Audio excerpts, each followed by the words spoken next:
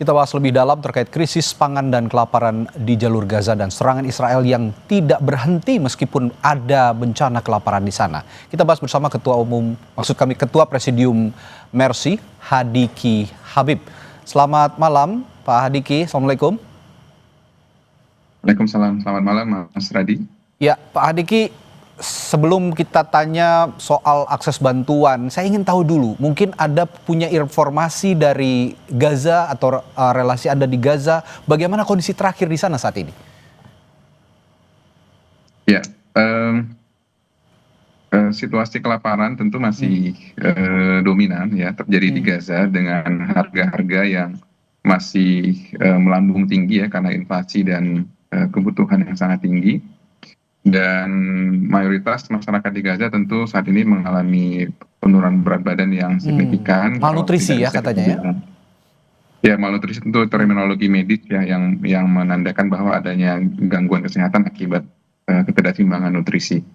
Gitu ya. Jadi tekanan internasional memang sejauh ini dapat memberikan kelonggaran. Jadi ada beberapa masuk bantuan-bantuan secara terbatas dengan berbagai metode. Ada yang melalui pengiriman melalui perbatasan, ada juga yang melalui airdrop gitu. Tapi tadi jumlah yang dikirimkan itu sangat terbatas dan metode penyalurannya juga masih tersebar, tidak terorganisir gitu ya, sehingga menimbulkan dampak kemanusiaan lain, yaitu krisis sosial akibat masyarakat yang berebut. Iya, tentu saja. Seperti yang kita saksikan juga tadi ada visual bahwa yang dikatakan Pak Hadiki juga bantuan disampaikan atau diterjunkan melalui udara begitu ya, airdrop yang sudah diberikan oleh beberapa negara, termasuk beberapa hari lalu juga saya lihat Presiden Prancis Emmanuel Macron mengunggah di media sosial bahwa Prancis juga ikut memberikan bantuan ke sana. Tapi yang jadi masalah, akses bantuan dibuka tapi dibatasi seperti yang Anda bilang tadi oleh Israel. Kalau demikian, seberapa solutif sebenarnya langkah ini untuk mengatasi kelaparan di sana, Pak Hadiki? Ya, ini sebenarnya langkah yang berbahaya kalau kita memberikan setetes air pada puluhan orang yang kehausan, ya tentu hausnya tidak hilang, tapi orang-orang bakal berkelahi gitu kan, untuk memperebutkan itu. Oke, itu yang ada katakan tadi ada krisis sosial di balik bencana kelaparan ini begitu, yang harusnya bisa ditata, bantuannya bisa diatur. Nah, pertanyaan saya selanjutnya, jika memang akses sekarang dibatasi, ada tidak kemungkinan untuk bisa mengatur bantuan ini, meskipun sedikit saja diatur, ditata sedikit demi sedikit, Pak Hadiki? Yes, kuncinya memang blokade harus dibuka gitu ya, karena memberikan bantuan sedikit-sedikitnya sebenarnya hanya mengulur waktu saja dari pihak Israel untuk mengurangi tekanan dari dunia internasional gitu. Yang kedua, mengorganisir bantuan kemanusiaannya juga harus manusiawi gitu ya, dan sebenarnya di Gaza itu ada otoritas yang masih dipercaya oleh masyarakat, yaitu pemerintah Palestina di Gaza, yang sebenarnya masih bisa dilibatkan untuk memberikan penyaluran bantuan yang lebih sistematis, serta kalau pihak internasional misalnya Badan Dunia seperti WHO atau UNRWA yang selama ini memang rutin bertahun-tahun sudah memberikan bantuan kepada pengungsi yang ada di jalur Gaza, itu bisa dilibatkan sebenarnya. Oke, kalau saya lihat berbagai bantuan yang disampaikan ataupun yang kami lihat lah akhir-akhir ini ya di berbagai informasi yang disampaikan dari berbagai berita di seluruh dunia begitu, yang diterima oleh mereka ini warga Gaza kan saya lihat ada tepung begitu ya, kadang juga ada beras sedikit begitu, tapi yang paling dibutuhkan sebenarnya menurut informasi dari sana, yang paling dibutuhkan mereka bantuan apa sih, Pak Hadiki? Ya, bahan pokok ya, sama seperti yang kita butuhkan sehari-hari, hanya mungkin kalau kita biasa beras, kalau di sana memang gandum ya. Ya, tapi memang yang masuk itu tidak seimbang, jadi kandungan proteinnya itu sangat kecil ya buat masyarakat di sana, terutama nanti yang terdampak tentu anak-anak balita dan usia lanjut. Ya, dengan terbatasnya bahan makanan, lalu tadi juga ada krisis sosial, tentu memunculkan juga krisis gizi. Saya dengar anak-anak di sana banyak sekali yang susut berat badannya karena malnutrisi atau kekurangan gizi.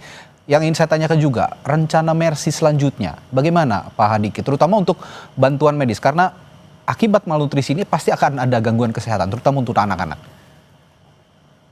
Baik, tim IMT Mercy ke-9 saat ini sudah masuk ke dalam jalur Gaza minggu lalu ya. Kita ada 2 orang warga negara Indonesia, dokter spesialis yang sudah masuk. Kemudian untuk penyaluran bantuan sendiri, bantuan makanan, itu juga tetap bisa kita salurkan di dalam Gaza secara aman ya, alhamdulillah gitu.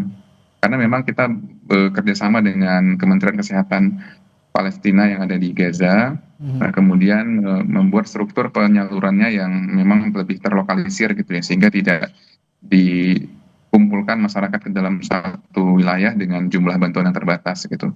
Oke. Nah, melihat kondisi seperti ini sebenarnya apa yang bisa dilakukan masyarakat dunia? Kalau aksi solidaritas kan kita sudah saksikan semua di Indonesia kemarin, di Jakarta begitu besar-besaran, di Sydney, di Australia juga ada long march warga Australia atau warga Sydney di jembatan yang berada di Sydney yang panjangnya cukup panjang, itu melibatkan setidaknya 200.000 orang. Belum lagi di negara-negara lain. Apakah aksi solidaritas ini juga bisa mengetuk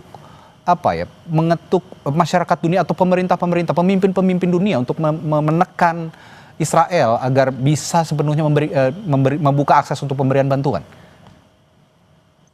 Ya, aksi solidaritas menunjukkan bahwa masyarakat masih tetap peduli dan concern terhadap situasi yang ada di Gaza Palestina, dan ini merupakan sebuah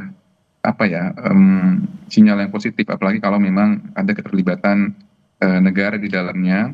Dan tentu kita berharap kegiatan-kegiatan yang bottom up ini, yang berasal dari masyarakat dan kepedulian ini bisa terus mengangkat isu yang ada di Gaza Palestina, sehingga tidak bisa dibiarkan berlalu gitu ya. Kejahatan ini memang harus terus-menerus disuarakan.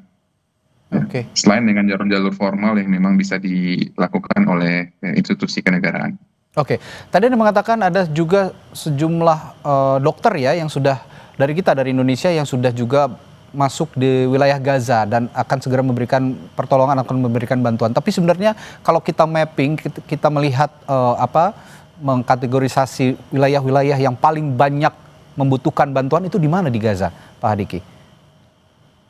Ya, saat ini dengan adanya buffer zone ya, zone di jalur Gaza yang dibuat oleh Israel, maka masyarakat yang sekarang bisa berada di aman di jalur Gaza itu terbagi atas wilayah utara yaitu di Gaza City, dan wilayah tengah itu di Deir Balah. Dan di selatan itu daerah Khan Yunis itu. Jadi betul, jadi itu wilayahnya sudah sangat terbatas ya kalau dibandingkan wilayah awal sebelum perang 2023, ini mungkin sudah sekitar 60% ke 50% sebenarnya.